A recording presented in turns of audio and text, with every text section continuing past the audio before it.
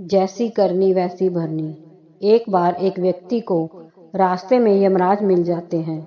वो व्यक्ति उन्हें पहचान नहीं पाया। यमराज ने उस व्यक्ति से पीने के लिए पानी मांगा। उस व्यक्ति ने बिना कुछ सोचे और बिना एक भी क्षण गवाए यमराज को पानी पिला दिया। पानी पीने के बाद यमराज ने उस व्यक्ति को बता दिया कि वो उसके प्राण लेने के लिए आए हैं, किंतु उस व्यक्ति ने यमराज की प्यास बुझाई है, इसलिए वो उन्हें अपनी किस्मत बदलने का एक मौका देते हैं।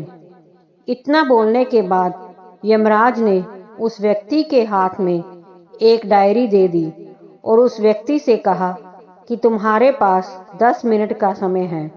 इस डायरी में तुम जो भी लिखोगे वही सच हो जाएगा, लेकिन ध्यान रखना कि तुम्हारे पास केवल 10 मिनट ही हैं। उस व्यक्ति ने डायरी खोलकर देखा कि पहले ही पेज पर लिखा था कि उसके दोस्त को लॉटरी निकलने वाली है और वो करोड़पति बनने वाला है। उस व्यक्ति ने वहां लिख दिया कि उसके दोस्त को लॉटरी ना निकले। अगले पेज पर लिखा था कि उसका एक रिश्तेदार चुनाव जीतकर मंत्री बनने वाला है।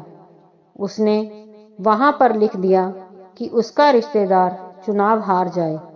इसी तरह वो पेज पलटता रहा और अंत में उसे अपना पेज दिखाई दिया।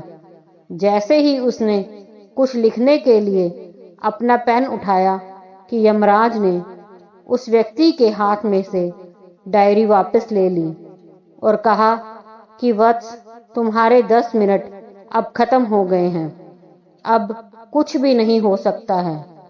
यमराज ने कहा कि तुमने अपना पूरा समय दूसरों का बुरा करने में व्यतीत कर दिया और अपने आप को ही खतरे में डाल दिया। अब तो तुम्हारा अंत निश्चित है। अब तुम्हें कोई नहीं बचा सकता, क्योंकि तुम अपने आप को ही नहीं बचा पाए। यह सुनकर वो व्यक्ति बहुत ज्यादा पछताता है, लेकिन अब पछताने से कुछ नहीं हो सकता था, क्योंकि अब सुनहरा मौका उसके हाथ से निकल चुका था। शिक्षा। अगर भगवान ने आपको कोई शक्ति दी है तो कभी किसी का बुरा ना सोचें और ना ही किसी का बुरा करें। दूसरों का भला करने वाले सदा सुखी और दूसरों का बुरा करने वाले सदा दुखी रहते हैं। दोस्तों, अगर कहानी पसंद आई हो तो लाइक, सब्सक्राइब, शेयर जरूर कीजिए।